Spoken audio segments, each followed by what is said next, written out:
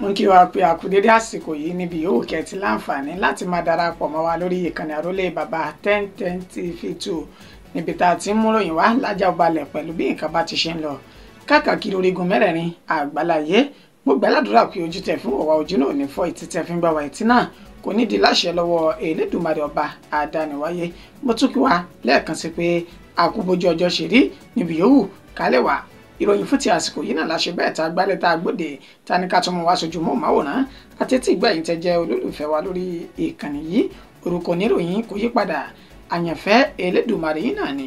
ẹ jẹ́ àwọ̀ kókó náà ròyìn ṣáájú ẹ̀kúnrẹ́rẹ́ rẹ̀ báyìí. ẹ̀yin náà ẹgbẹ́gbẹ́ ayé àpẹẹrẹ fáwọn ọmọ orílẹ̀-èdè Nàìjíríà kẹ̀mú àdínkù bá níná owó ètò ìjọba Peter Obi ló gba Tinubu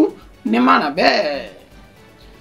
pẹ̀lú ebi ńláńlá tẹ́ ti fi ń pa àwọn ọmọ orílẹ̀-èdè Nàìjíríà lọ́wọ́ báyìí ẹ wò ó àní kankan kò sí bẹ́ẹ̀ dandan ni fún yín kí ẹgbẹ́ òṣèlú APC láti fi ìdí rẹmi nínú ètò ìdìbò ọdún 2027 ẹgbẹ́ òṣèlú NNPP ló sọ èyí di mímọ̀. ẹ jẹ́ ń bọ́ sápá bòmíràn báyìí ǹjẹ́ yìí tiẹ̀ ti gbọ́ wípé iléeṣẹ́ ìpè MTN ni wọ́n ti sọ di mímọ̀ wípé kí àwọn oníbàárà wọn máa gbáradì báyìí o kán sì máa retí àfikún owó gọbọi lórí owó ìpè wọn àti owó dátà èyí tí àwọn yóò ṣe àfikún rẹ̀ ní ọ̀nà 100 láìpẹ́. Kédùmarè má jẹ́ kí a sì ìjàlá báyìí bíṣọ́ọ̀bù kan náà ti ṣe bẹ́ẹ̀ tán ti gún lọ́bẹ pa lásìkò tó ń làjà láàrin tọkọtaya kan ní ìpínlẹ̀ Ọ̀ṣun. ní ìpínlẹ̀ Èkó òṣìṣẹ́ iná mọ̀nàmọ́ná kan ló ṣe bẹ́ẹ̀ tó gan mọ́ná lọ́jọ́ ọdún lásìkò tó ń tún iná ṣe ní ìpínlẹ̀ ọ̀hún. adúpẹ́pẹ́ àṣírí àwọn oníṣẹ́ láabi sì ń tú síta báyìí ni o ọwọ́ tún ti bà arábìnrin mìíràn tó ń kó ohun ìjà olóró fáwọn agbésùmọ̀mí ní ìpínlẹ̀ Zamfara. ẹlẹ́tàn ni ààrẹ Bọ́lá Ahmed Tinubu kò mú àdéhùn rẹ̀ ṣẹ rárá bí tí ń wulẹ̀ kó mọ lórí Nnamdi Kanu tó ń ti bí Kanu ṣe pé àdéhùn fún àbúrò ààrẹ Bọ́lá Ahmed Tinubu àbúrò Nnamdi Kanu ló fi ẹ̀sùn náà tó sì tú àṣírí náà jáde síta kí ni tó sọ ẹ gbọ́ láìpẹ́ yìí. ìròyìn náà rèé lẹ́kùnrẹ́rẹ́ báyìí. ẹ̀yin náà ẹgbẹ́ ìgbé ayé tó lápẹẹrẹ fáwọn ọmọ orílẹ̀-èdè Nàìjíríà ẹ mú àdínkù bá níná owó ètò ìjọba yín Peter Obi ló gba Tinubu nímọ̀ràn. ẹni tó jẹ́ olùdíje sí ipò ààrẹ nínú ẹgbẹ́ òṣèlú LP lọ́dún 2023 tó sì tún fìgbà kan jẹ́ gómìnà ní ìpínlẹ̀ Anambra èèyàn Peter Obi ó ti gba ààrẹ Bọ́lá Ahmed Tinubu nímọ̀ràn báyìí lánàá òde yìí lásìkò tí ó ń sọ̀rọ̀ níbi ìpàgọ́ kan ètò wáyé ní olúlulẹ̀ yìí tí ń ṣe Àbújá ibẹ̀ ni Peter Obi ló ti sọ di mímọ̀ tó sì ti gba ààrẹ Bọ́lá Ahmed Tinubu ní ìmọ̀ràn wípé bàbá ẹ̀já gbà yín nímọ̀ràn pẹ̀lú ètò ọrọ̀ ajé orílẹ̀-èdè Nàìjíríà ètò ààbò àti ètò ẹ̀kọ́ tó fi mọ́ ìgbáyégbádùn àwọn ọmọ orílẹ̀-èdè Nàìjíríà bó ṣe di n tó ń fún pinpin báyìí ni Peter Obi ṣe wá ṣe àwọn àlàkalẹ̀ oníranran ètò ní kí ààrẹ Bọ́lá Ahmed Tinubu kó má ṣàìtẹ̀lé o nínú rẹ̀ ó ní kí bàbá náà kí wọ́n jọ̀wọ́ ara wọn sílẹ̀ kí wọ́n máa gun ọkọ̀ orí ilẹ̀ láti máa ṣe ìrìn àjò láti ìpínlẹ̀ kan lọ sí ibì kan kán sì yé lo ọkọ̀ ojú òfurufú mọ́ ó ní báyìí kan tún ṣe bẹ́ẹ̀ kan ṣe àbẹ̀wò sí ilé ìwòsàn ilé ẹ̀kọ́ wọ́n lè mọ ìhà àti ibi tí ètò ẹ̀kọ́ tó fi mọ́ ètò ìlera orílẹ̀-èdè Nàìjíríà tó dé báyìí kò ṣàìsọdúnmọ̀ wípé ààrẹ Bọ́lá Ahmed Tinubu ó ti ṣe ìrìn àjò lọ sí òkè òkun ní àìmọye ìgbà èyí tí òǹkà àwọn orílẹ̀-èdè tí ààrẹ Bọ́lá Ahmed Tinubu tó ti ṣe ìrìn àjò lọ tó ti di 30 báyìí ó ní kí ààrẹ kó fi gbogbo eléyìí sílẹ̀ lọ́dún 2025 kó sì mọ́ ṣe ìrìn àjò sí àwọn ìpínlẹ̀ kọ̀ọ̀kan tí ń bẹ ní orílẹ̀-èdè Nàìjíríà náà kó lè mọ bí ìyà ṣe ń jẹ àwọn ọmọ orílẹ̀-èdè Nàìjíríà sí. ó tún tẹ̀síwájú nínú ọ̀rọ̀ rẹ̀ ó ní níṣe ni ààrẹ Bọ́lá Ahmed Tinubu ni wọ́n yá owó kún owó ní gbogbo ìgbà nínú ètò tó sọ dímọ̀ wípé wọ́n máa ṣe owó ìlú kúmọkùmọ́ ní lọ́dún 2024 pẹ̀lú bá ṣe ìrìn àjò aláìní ìrìn àjò èyí tí kò ní kókó tí ààrẹ Bọ́lá Ahmed Tinubu tó ti ń ṣe sẹ́yìn ó ní ní báyìí o pa gbogbo eléyìí kẹ́ pátì kẹ́ sì já mójútó ebi ọ̀pàgbà tí ń fọwọ́ mẹ́kẹ́ tí ń bẹ lórílẹ̀‐èdè Nàìjíríà nínú ètí ó ti rán ọ̀gọ̀rọ̀ àwọn ọmọlẹ́dè Nàìjíríà lọ sí ọ̀run àrèmábọ̀ báyìí ó ní tí a bá tún wo ètò ààbò ẹ rí wípé ó ti mẹ́ ẹ gidi gan ni torí pọ̀pọ̀lọpọ̀ ọmọlẹ́dè Nàìjíríà ó ní wọ́n ń kú lójoojúmọ́ ní ikú àìtọ́jọ́ látàrí àwọn agbésùmọ̀mí àti àwọn agbébọn tó ń ṣe ìkọlù ní gbogbo orílẹ̀-èdè Nàìjíríà. Peter Obi wá ní pẹ̀lú gbogbo èyí lọ́dún 2025 tá a wà yìí ó yẹ kí ààrẹ Bọ́lá Ahmed Tinubu kí wọ́n jókòó láti wá ojútùú sí gbogbo ìṣòro èyí tá a kà kalẹ̀ tó pọ̀ yìí. Ọ̀nà àbáyọ náà sì ni wípé kí ààrẹ máa ṣe àbẹ̀wò sáwọn àyè tá a ti dárúkọ yìí yóò lè mọ ibi tí nǹkan kù sí ní orílẹ̀-èdè Nàìjíríà. Is that you dedicate 20% of 2025, roughly 72 days, to visit each of the 36 states for 2 days each. As a president, such visit will give you opportunity to better understand their economic and security situations across the country. It is time you visit our national hospitals and health facilities. You may consider, for example, that your next medical examination be conducted in one of our national hospitals or regional federal medical centers, such as FMC in Sokoto, Birnin Kebbi, Calabar, Umuahia, Akure, among others. Pẹ̀lú ebi ńláńlá tẹ̀ fi ń pa àwọn ọmọ orílẹ̀-èdè Nàìjíríà yìí ẹ wò àní kankan ò sí níbẹ̀. Dandan ni fún ẹgbẹ́ òṣèlú APC láti fìdí rẹmi nínú ètò ìdìbò ọdún 2027. Ẹgbẹ́ òṣèlú NNPP ló sọ ọ̀rọ̀ yìí di mímọ̀. Ẹni tó jẹ́ alága fẹ́gbẹ́ òṣèlú New Nigeria People's Party ti ìpínlẹ̀ Kano èyàn Ashimu Dungurawa ó ní ó sọ èyí di mímọ̀ ní àná òde yìí nígbà tí ó ń ṣe ní àlàyé wípé ìjọba tó ń bẹ lóde yìí lábẹ́ àṣẹ àti olùdarí ààrẹ Bọ́lá Ahmed Tinubu tó wá láti inú ẹgbẹ́ òṣèlú APC ó ní wọ́n ti bà orílẹ̀-èdè Nàìjíríà jẹ́ gidigidi torí wípé gbogbo ètò tí wọ́n ń ṣe àti ìlànà wọn tó fi máa là kalẹ̀ olóńkò ìnira báwọn ọmọ orílẹ̀-èdè Nàìjíríà nínú ìtàwọn ọmọ orílẹ̀-èdè Nàìjíríà sì ti gbọ́n báyìí ó ní mò ń fọwọ́ mẹ́wàá sọ̀yà fún ààrẹ Bọ́lá Ahmed Tinubu àti gbogbo ẹgbẹ́ òṣèlú APC pé tó bá di ọdún 2027 ẹ sáà máa múra lẹ̀ láti fìdí rẹmi nínú ètò ìdìbò yín torí wípé gbogbo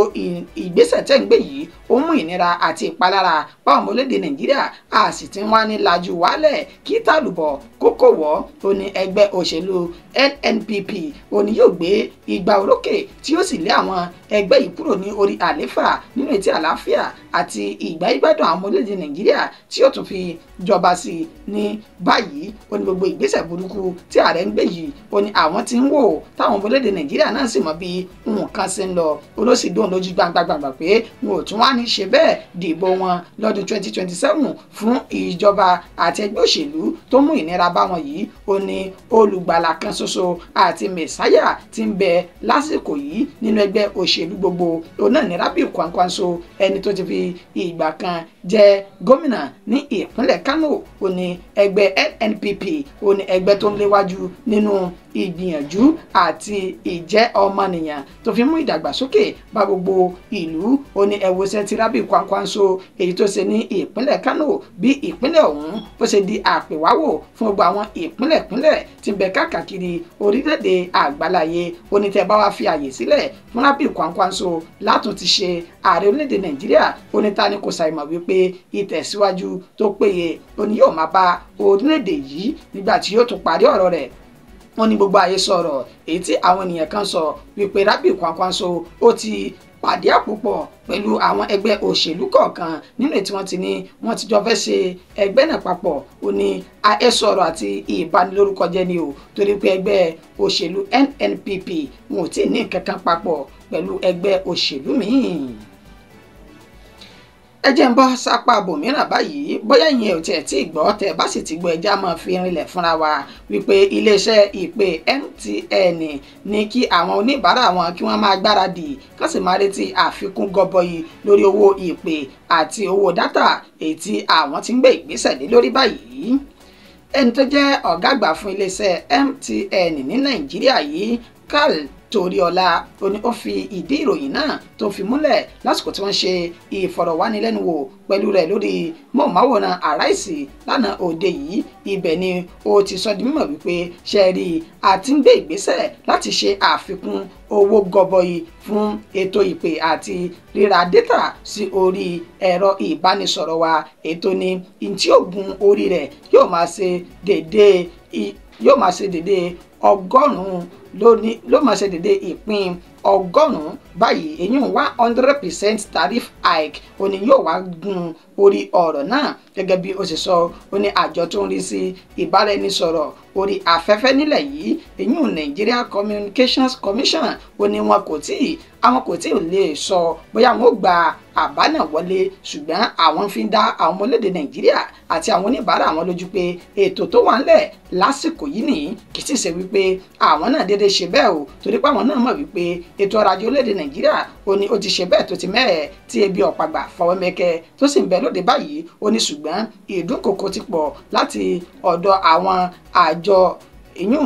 àjọ tó ń rí sí ètò ìpè orí afẹ́fẹ́ orílẹ̀-èdè Nàìjíríà, Association of Licensed Telecommunication Operators of Nigeria, èyí tí ẹni tó jẹ́ alága wọn Gbẹ́ngà Adébáyọ̀ tó ti ń dún ìkòkò wípé tí tàrífù àwọn èyí táwọn ò bá ti lè ṣe bẹ́ẹ̀ fi owó kún owó ìpè níṣe ni àwọn yóò dẹnu iṣẹ́ náà kọlẹ̀ ní orílẹ̀-èdè Nàìjíríà. ó ní ṣùgbọ́n a sì ń wòye sí i lórí tí àwọn àjọ náà tí wọ́n sọ, ṣùgbọ́n káwọn ọmọ orílẹ̀-èdè Nàìjíríà ká máa gbáradì torí wípé láìpẹ́ yìí àfikún tó jẹ́ gọbọi yóò gorí owó ìpè àti owó dátà.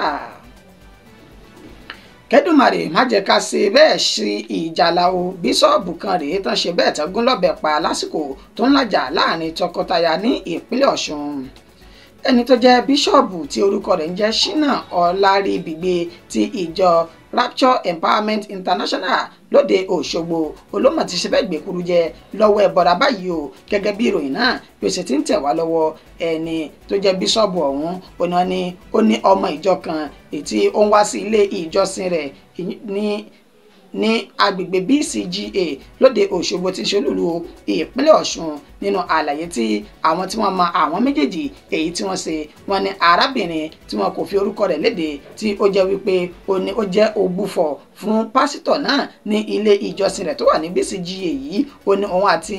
ọkọ rẹ̀ ni wọ́n ti jọ ní èdè àìyedè lóòótọ́ àti lódodo. ó ní wọn kò gbé papọ̀ mọ́, ṣùgbọ́n wọn ì tí ì kọra wọn sílẹ̀ gẹ́gẹ́ bí ìlànà òfin tó wà ní inú ìkọ̀sílẹ̀. ó ní pásítọ̀ náà tó jẹ́ bíṣọ̀bù ó ní ó máa ń gbìyànjú láti parí ìjà láàrin òǹgbùfọ̀ rẹ̀ tó jẹ́ obìnrin àti ọkọ rẹ̀ tí wọn kò jọ gbé pọ̀ mọ́, nínú ètí wọn ni ó ti pẹ́ tí pásítọ̀ náà ti ń gbìyànjú láti jẹ́ kí àwọn méjèèjì kí wọ́n tún jọ wà papọ̀ padà. ṣùgbọ́n lánàá òde yìí ó ní ìjàmbá burúkú náà ó ní ó ṣẹlẹ̀ orí bíṣọ̀bù ọ̀hún pẹ̀lú bá ṣe sọ dímọ̀ wípé ó lọ sí ilé ọmọ ìjọ rẹ̀ tó jẹ́ ògbúfọ̀ rẹ̀ obìnrin yìí tó sì jókòó sí orí ibùsùn rẹ̀. wọ́n sọ dímọ̀ wípé arábìnrin náà ó ní ó ṣe àìlera ara láti bí ọjọ́ mélòó kan, èyí tí pásítọ̀ náà tó lọ ṣe àbẹ̀wò sí i láti yẹ ara rẹ̀ wò pé bó tún ni ara rẹ̀ o. láìpẹ́ tí ó débẹ̀ òun náà ni ọkọ rẹ̀ èyí tí wọn ò jọ gbé pọ̀ yìí ó ní ó dé tó sì bá pásítọ̀ ọ̀hún ní orí ibùsùn. ìgbàgbọ́ rẹ̀ ni wípé àwọn méjèèjì ó ní wọ́n ti jọ ní ìfẹ́ ìkọ̀kọ̀ láàrin ara wọn, nínú ètò mú kí ọkọ náà kó fìbínú yọ ọ̀bẹ jáde tó sì bẹ̀rẹ̀ sí ní gún bíṣọ̀bù ọ̀hún ní gẹ̀ǹgẹ̀ àyà títí tí ẹ̀mí ṣe bẹ́ẹ̀ tó fi bọ́ ní ẹnu rẹ̀. alukoro iléeṣẹ́ ọlọ́pàá ìpínlẹ̀ Ọ̀ṣun Yẹmisí Ọ̀pálọ́lá ó fi ìdí ìṣẹ̀lẹ̀ náà múlẹ̀ wípé lóòótọ́ àti lódodo ni ìṣẹ̀lẹ̀ ọ̀hún ṣẹlẹ̀ o, táwọn sì ti fi páńpẹ́ òfin mú tọkọ-tìyàwó alájàngbìlà tó ṣe bẹ́ẹ̀ tó ṣekú pa bíṣọ̀bù ọ̀hún. ọ̀gọ̀rọ̀ àwọn ọmọ ìjọ bíṣọ̀bù náà ó ní wọ́n ti fi ẹ̀dùn ọkàn wọn lójú òpó ayélujára Facebook wọn, nílẹ̀ tí ọ̀pọ̀lọpọ̀ ń sọ di mímọ̀ wípé ikú rẹ̀ bá àwọn lọ́kàn jẹ́ torí wípé ẹni rẹ̀ ó ní bíṣọ̀bù ọ̀hún tó sì máa ń fẹ́ àlàáfíà láàrin àwọn ọmọ ìjọ rẹ̀, ṣùgbọ́n tí Elédùmarè kọ tiẹ̀ bẹ́ẹ̀ wípé ibi ìparí ìjà náà ni yóò gbà lọ. Bíṣọ̀bù Ṣínà Ọláríbìgbé ó ní wọ́n ti gbé lọ báyìí láti lọ sìn gẹ́gẹ́ bí ìlànà ọmọlẹ́yìn Kristi nígbà tí wọ́n ti fi páńpẹ́ òfin mú tọkọ-tìyàwó alájàngbìlà náà. ní ìpínlẹ̀ Èkó òṣìṣẹ́ iná mọ̀nàmọ́ná kan ló ṣe bẹ́ẹ̀ tó gan mọ́ná lọ́jọ́ ọdún lásìkò tó ń tún iná ṣe ní ìpínlẹ̀ náà. òṣìṣẹ́ mọ̀nàmọ́ná kan tí a mọ̀ sí ẹlẹtíríṣíànù èyí tí wọ́n pe orúkọ rẹ̀ ní ṣe ni ó ní ó ṣe bẹ́ẹ̀ rí ikú òjijì yìí lásìkò tó ń tún iná ṣe ní agbègbè Unilag Estate ní Magodo tí ń ṣe ìpínlẹ̀ Èkó gẹ́gẹ́ bí àwọn tí ọ̀rọ̀ náà ṣojú wọn ní agbègbè náà wọ́n ní dédé agogo 5 ìrọ̀lẹ́ lọ́jọ́ ọdún tí ṣe ọjọ́ kìíní inú oṣù kìíní ọdún 2025 tá a wà yìí ó ní ìṣẹ̀lẹ̀ burúkú náà ó ní ó ṣẹlẹ̀ pẹ̀lú bí àwọn olùgbé agbègbè ọ̀hún bí wọ́n ṣe lọ rèé pé ṣe níbi pé kó wá bá wọn tún iná àwọn ṣe látàrí pé iná òde agbègbè náà nígbà tí ṣe nígun orí òpó ọ̀hún láti tún wáyà iná náà tó ní ìdákulẹ̀ láti tún ṣe ó ní wọ́n sọ dímọ̀ wípé àwọn oníṣẹ́ mọ̀nàmọ́ná iná ọba náà ṣe bẹ́ẹ̀ tan iná mọ́ ṣe ní lẹ́nu lórí òpó tó wà náà tó sì ṣe bẹ́ẹ̀ tó gan pa wọn náà wọ́n tètè fura mọ̀ wípé nǹkan ti ṣe arákùnrin ọ̀hún àfi ìgbà táwọn rí pé ó ń fi ẹ̀yìn rìn wálẹ̀ tó sì ń jábọ̀ wálẹ̀ dò wọ́n gbìyànjú láti pe àjọ panápaná àti ambulance tó fi máwọn ọlọ́pàá ní ìpínlẹ̀ Èkó ọ̀hún ẹni wọ́n gbìyànjú láti dóòlà ẹ̀mí ṣe ni ṣùgbọ́n tó ṣe wípé ẹ̀pà òbóró mọ́ ọmọye rẹ̀ ti ṣe bẹ́ẹ̀ ní ìhòòhòjà táṣọ òsì bá ọmọye mọ́ wọn ti gbé òkú rẹ̀ lọ sí ilé ìgbókùpamọ́sí nígbà tí àwọn agbófinró ní àwọn gbìyànjú láti ṣe ìwádìí lórí ọ̀rọ̀ ọ̀hún gbogbo akitiyan àwọn oníròyìn láti bẹni tó jẹ́ alukoro iléeṣẹ́ ọlọ́pàá ìpínlẹ̀ Èkó èyí Benjamin Hundeyin ní gbólóhùn lórí ọ̀rọ̀ náà látàrí ìṣẹ̀lẹ̀ ọ̀hún òun ló já sí pàbó torí wípé ẹ̀rọ ìpè rẹ̀ kò já gara lásìkò tá a fi ń kó ìròyìn yìí jọ. a dúpẹ́ pé àṣírí àwọn oníṣẹ́ láabi tí ń tú síta báyìí pẹ̀lú bí ọwọ́ tún ṣe bá arábìnrin mìíràn tó ń kó ohun ìjà olóró fáwọn agbésùmọ̀mí ti ìpínlẹ̀ Zamfara. arábìnrin tó jẹ́ abilékọ ọlọ́mọ méjì èyí tí orúkọ rẹ̀ ń jẹ́ Shamsiya Umaru ó ní ọwọ́ ti bàbá yìí tẹ́ni ó ń gbé ní agbègbè Yamasin ní Gusau tí ń ṣe olúlu ìpínlẹ̀ Zamfara ó sọ di mímọ̀ wípé nígbà tí ọwọ́ iléeṣẹ́ àwọn ọmọ ogun ilẹ̀ yìí bá ó jẹ́wọ́ ẹ̀ṣẹ̀ wípé arákùnrin kan ni ó gbé ohun ìjà olóró náà fún un sí inú àpò onílòótọ́ òun mọ̀ pé ohun ìjà olóró tó lè ṣekú pa ni òun ló wà níbẹ̀ ṣùgbọ́n òun kò mọ pàtó tí wọ́n fẹ́ fi ṣe tó sì sọ dímọ̀ wípé kóun lọ gbé fún àwọn arákùnrin kan tí wọ́n bẹ̀ ní inú igbó lásìkò níbi tí wọ́n fi ara sìnkú sí nígbà tí àwọn ọmọ ogun ilẹ̀ yìí tí wọ́n fi ọ̀rọ̀ wá lẹ́nu wò ó ní òun ṣẹ̀ṣẹ̀ ṣerú eléyìí ni òun ò ṣe rí arákùnrin náà ló fún un ní owó ọkọ̀ àti bí òun yóò ṣe dé ọ̀dọ̀ àwọn ènìyàn náà àmọ́ ṣá iléeṣẹ́ àwọn ọmọ ogun ilẹ̀ yìí wọ́n ti fi páńpẹ́ òfin mú Shamsiya tó sì ti wà ní akóló wọn báyìí nígbà tí wọ́n bá ohun ìjà olóró oníranran ní ọwọ́ rẹ̀ àwọn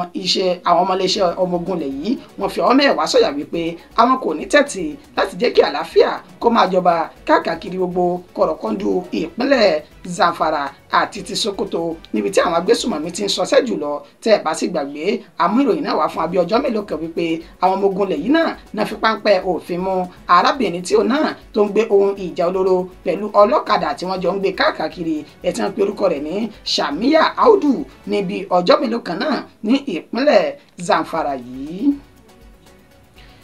ẹlẹ́tàn ńlá ni Tinubu kò mú àdéhùn rẹ̀ ṣẹ lórí Nnamdi Kanu tó ń ti bí Kanu ṣe ṣe bẹ́ẹ̀ tó pé àdéhùn fún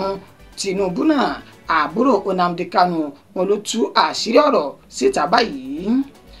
gẹ́gẹ́ bí ẹni tó jẹ́ àbúrò fún ajìjàǹgbara tó ń pè fún ìdásílẹ̀ ilẹ̀ Biafra Mazi Nnamdi Kanu ètí orúkọ àbúrò rẹ̀ jẹ́ Emmanuel Kanu ó ní ó fi ìdí ìròyìn náà múlẹ̀ ní àsìkò tó bá wọn oníròyìn sọ̀rọ̀ tó sì tú pẹ́rẹ́pẹ́rẹ́ ọ̀rọ̀ ní tí ojú rẹ̀ rí ṣáájú ètò ìdìbò ọdún 2023 èyí tí ààrẹ Bọ́lá Ahmed Tinubu tó ti jáwé olúborí nígbà tí Emmanuel tí ó máa tú àṣírí ọ̀rọ̀ ó sọ dímọ̀ wípé ṣáájú kí ètò ìdìbò ọdún 2023 kó tó wáyé ó ní Tinubu ti rán ọmọ rẹ̀ tí ń ṣe Ṣèyí Tinubu wá sí ilẹ̀ Biafra tó sì ní kí ó wá bọ̀ ní gbólóhùn tẹ́ ẹ̀ bá sì gbàgbé níṣẹ́ ni Nnamdi Kanu ó ti wà ní àtìmọ́lé láti ayé ìjọba àná tí ṣe ààrẹ àná Muhammadu Buhari ṣùgbọ́n tó jẹ́ pé àbúrò rẹ̀ ó ní Ṣèyí Tinubu ló lọ rèé bá ní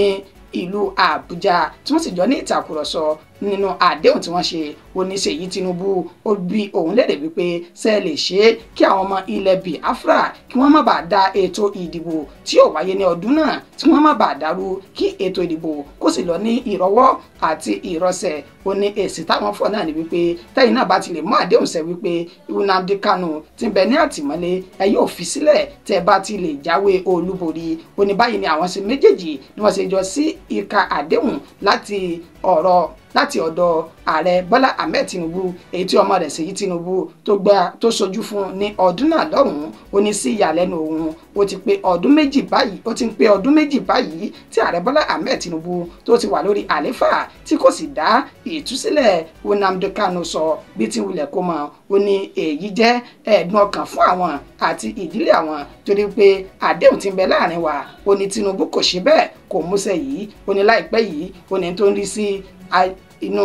ẹni tó jẹ́ adájọ́ tó ní sí ìgbẹ́jọ́ Nnamdi Kanu àti ìjọba àpapọ̀ èyí Binta Nyako ó sọ bẹ́ẹ̀ tó ní òun kò tẹ̀síwájú nínú ẹjọ́ náà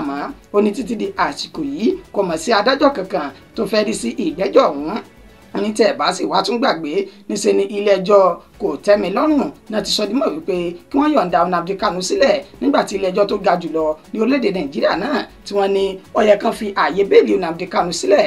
gbogbo ẹ̀ orí ẹ̀ náà ní mọ̀ ń já sí tí Bọ́lá Ahmed Tinubu sì ṣe ní àdéhùn pé tóun bá ti lè ṣe bẹ́ẹ̀ jáwé olúborí yóò yọ̀ǹda Nnamdi Kanu èyí tó tún sọ ní ìlú Warri lásìkò tó ń ṣe ìpolongo ìbò ṣáájú ètò ìdìbò ọdún 2023 báyìí ni ó ṣe wá fi ẹ̀dùn ọkàn rẹ̀ hàn tó sì sọ dímọ̀ wípé ẹlẹ́tàn ńlá òní ààrẹ Bọ́lá Ahmed Tinubu ń ṣe. ìròyìn wa kò jù báyìí lọ fún ti àsìkò yìí akí oníyan wípé ẹ̀ṣẹ́ ọlọ́kẹ́ ẹ̀ṣẹ́ yín tẹ́ bá wa jẹ́ ẹ kú ìbínú ẹ kú ìfẹ́ gbogbogbà Elédùmarè yóò máa wà pẹ̀lú ẹnìkọ̀ọ̀kan yín ẹni tó ṣe àkójọpọ̀ rẹ̀ tó tún kà sí ti ìgbọ̀yìn náà ní àyànfẹ́ Elédùmarè títí dìgbà tá a tún padà máa fún wa níròyìn míì mo kí wa wípé a kú bójú ọjọ́ ṣe rí lẹ́ẹ̀kan sí i.